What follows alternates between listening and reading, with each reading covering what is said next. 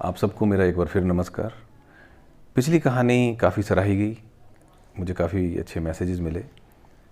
पिछली कहानी थी अच्छी भाषा का प्रयोग, कि हम कैसे वर्ड्स बोलते हैं, कैसे लोगों के दिल में जाने का रास्ता ढूंढते हैं। अब की बार की कहानी है आदत पे।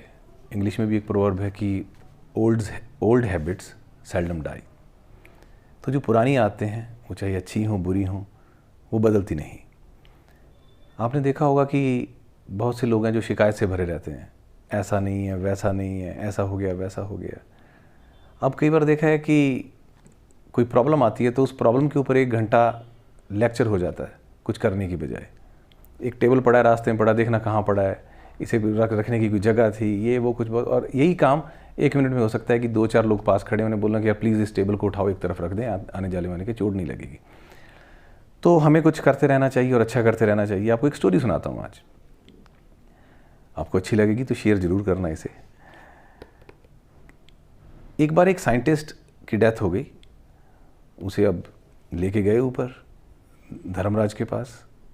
तो वहाँ पर वो ब्यौरा चल रहा था, जैसे हमारी कहानियों में हम सुनते हैं कि मरने के बाद आत्मा को ले जाया जाता है। वहाँ पे वो बात चली तो कहने लगे कि धर्मराज ने पूछा भी, हाँ भी ये क्या काम करता? बोला जी साइंटिस्ट था, बड़े प्रयोग किए इसने, एनिमल्स पे किए, बड़े एनिमल्स की जान भी ली इसने। तो धर्मराज ने कहा कि इसको नर्क दे दो। अब साइंटिस्ट ने कहा जी मैं तो अच्छे काम के लिए कर रहा था, मेरी जो रिसर्चेज थी उसके बेस के ऊपर बहुत से लोगों की जान बची। धर्मराज ने कहा वो ठीक है जान बची, लेकिन तूने इतने मासूम जानवरों की जान ली तो तुझे नरक ही मिलेगा। साइंटिस्ट था, मौजी आदमी होते हैं, बोला ठीक है साहब, जैसा आपका आदेश। वो जो वहाँ के यमराज के, धर्मराज के जो असिस्टेंट थे, वो उसे छोड़ा है वहाँ पे जाके।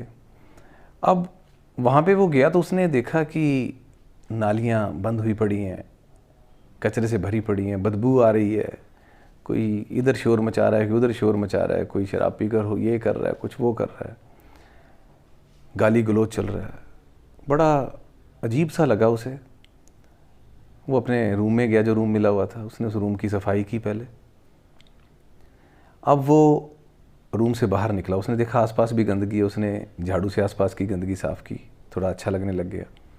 वहाँ पे जो 5-7 लोग खड़े थे, हंसने लग गए कि देखना नर्क में तो ऐसा ही चलता है, क्या सफाई करोगे इसे, अगर ज़िंदगी के मज़े लेने थे स्वर्ग मिलना चाहिए था तुझे। तो उसने उनकी बातों पे ध्यान नहीं दिया। ज़्यादातर आपको पता है जब हम अच्छा काम करते हैं तब लोग उसमें ज़रूर टांग अड़ाते हैं, बुरे काम के लिए साथ हो लेते हैं बड़ी जल्दी। अब उसने सफाई शुरू की, लोगों ने थोड़ा टोकना भी था, लोगों ने, आदत है लोगों की, लेकिन उसने परवाह नहीं की। अब उसने धीरे धीरे वहाँ पे जो नरक में कुछ थे जो सिपाही थे, उन्हें बोला कि यार मुझे एक फावड़ा तो दो, थोड़ा साफ़ सफाई तो करूँ आसपास की। उसने सफाई करनी शुरू की। धीरे धीरे उसने जो आसपास के ड्रेनेज थे, वो बैठता नहीं था, दिन भर काम लगा रहता। उसने ड्रेनेज जो नालियाँ वगैरह थी उनको सही कर दिया। अब धीरे धीरे जो लोग उसकी आलोचना कर रहे थे उसके साथ हो लिए, उसने उनको भी अपने साथ मिला लिया। अब धीरे धीरे उन्होंने वहाँ पर मिट्टी सही कर दी, पानी जो था वो ड्रेनेज था वो प्रॉपर होने लगा, पौधे लगा दिए, लॉन लगा दिए, बहुत सुंदर बनने लग गया सब कुछ। ऐसा ही चलता रहा। जब हम अच्छा काम करना शुरू करते हैं तो पहले तो थोड़ी रुकावट आती, लेकिन बाद में लोग अपने साथ चल पड़ते हैं। देर है तो एक स्टेप लेने की। अब ऐसे चलता रहा जी।